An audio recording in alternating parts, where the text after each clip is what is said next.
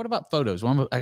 Does that matter what photos you use? If I'm going to, yeah, certainly. I think, well, you know, to your point, create an irresistible offer, right? That means that it's easier to create an irresistible offer for an audience of 30,000 than 30 million. Yeah. Do you agree? Because we're able to zero in on what those people are most likely to engage with. So I think, you know, when you're talking about, you know, photo content, video content, the smaller we get our audience, it's going to be a long show, Sarah. The more refined we can make our audience, the easier it'll be to create that imagery in the video that we assume those people will engage with. Okay, let's don't assume. So what does it mean? You have your irresistible offer. I wrote it for you, so it's awesome. Now I give you the offer. What are you going to do? Are you going to get me? You're going to get me a still photo. You're going to get me a video. What are you going to do next? Facebook's, in my experience, Facebook prefers video. So if you can keep a video under, you know, 10 seconds, maybe you do some text overlay. Just recently, they're allowing more text on video and on images now, where they used to filter that out. We've battled with that for 4 years, haven't we, Sarah, with the text and the overlay. So I think they're starting to realize that a lot of people want that. And I think customers want it as well. But when you can embed your message in the image and in the video, you're going to get a lot more engagement. And one key thing that I just did a video on is when you're setting this ad up, specifically if it's video, make sure that in your delivery settings, you can deliver the ad to people only when Wi-Fi is enabled. I heard you mention that. I was going to, it's in my notes to talk about that. One big reason if it's video, because buffering is the fastest way to lose somebody. Right? If that video is going to buffer, they're going to scroll right past.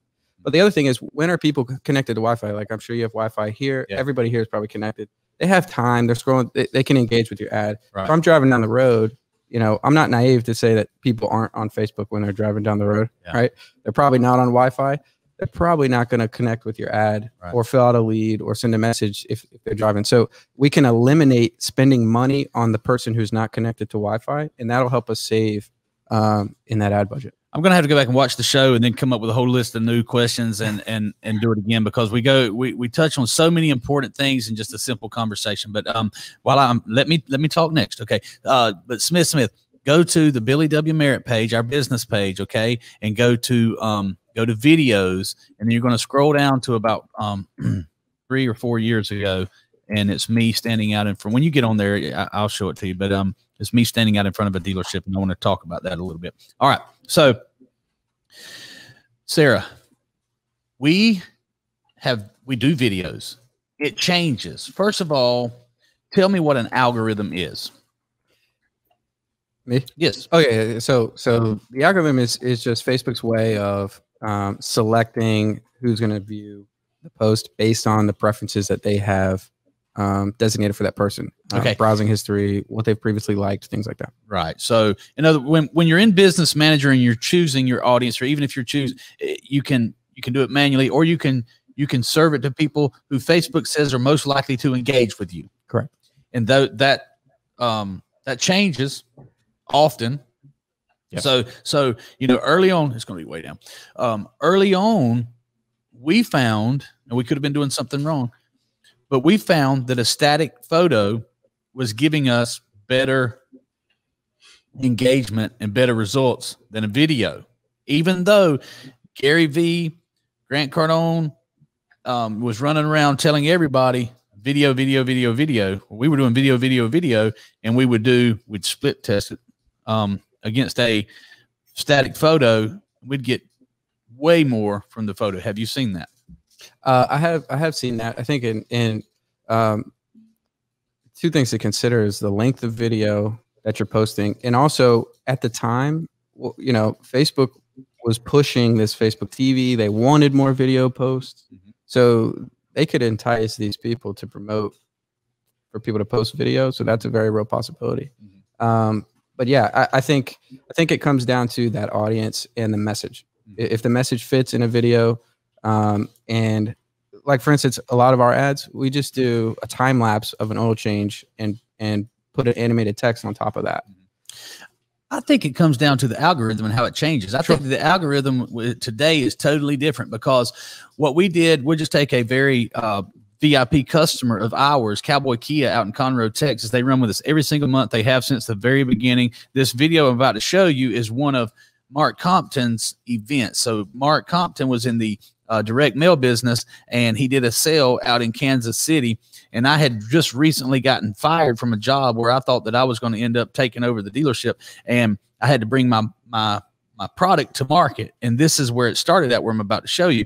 But that video worked pretty well. But then when Sarah came on board after that, we started running videos.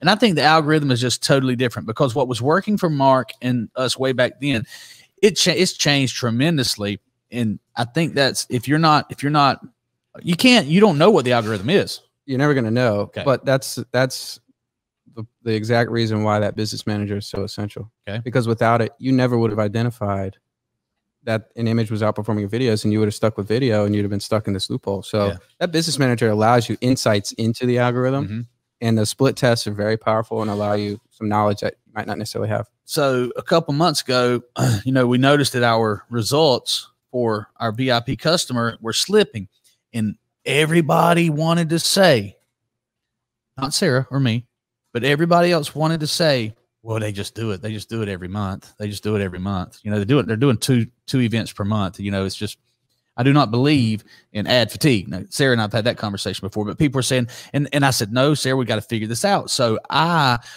we changed everything. We did videos here in the studio. We did static ads. We did videos on site, so we did, and then we did some images. We did some inventory ads. So we had a lot of things going.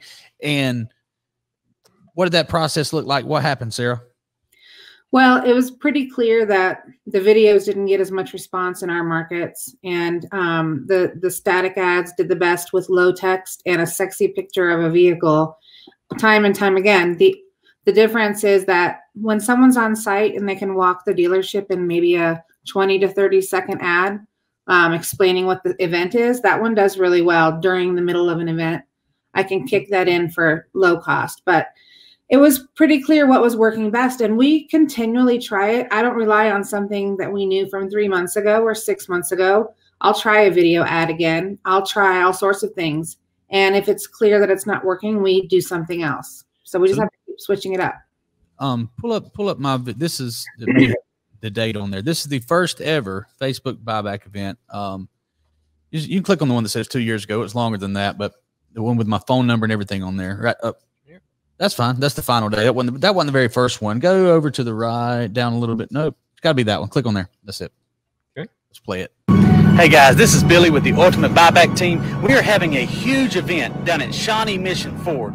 Every car is marked down to the lowest price of the year. This is the biggest sale they're going to have all year.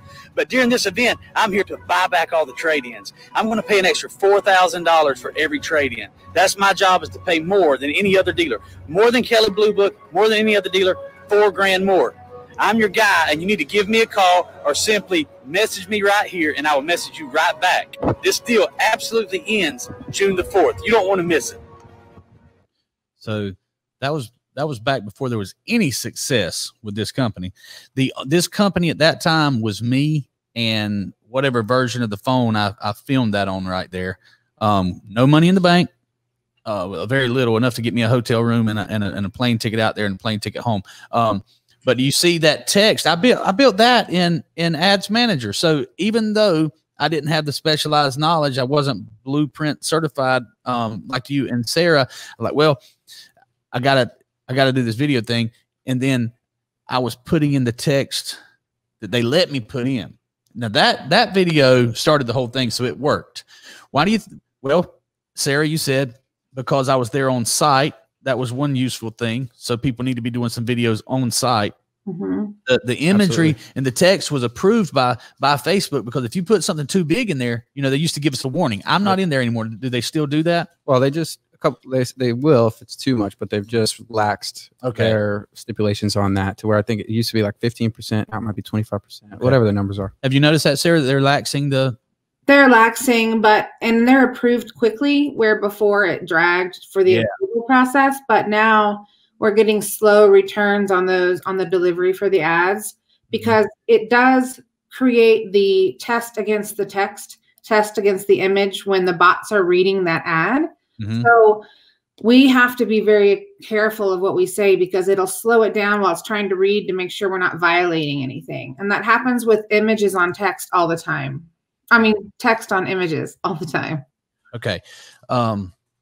Good deal. I think I'm with you on these guys. I'm really trying to learn here, and I hope we're putting some stuff out there that's helpful to these people. If we have any comments on whether this is helpful to you or if you have any questions, I have two very, very powerful Facebook marketers, one in the studio and one in the Digi Ninja Studios in Colorado. So if you guys have any questions, please let us know how we can help you. What were you going to say? I was going to say that video was perfect. You know, for somebody who's wanting to do a video like that, Sarah's absolutely right. Being on site, local content that's relevant to the viewer is important, but you also got right to the point. Yeah. You didn't waste any time. I watched that for 2 seconds and I got your message. Yeah. That's important.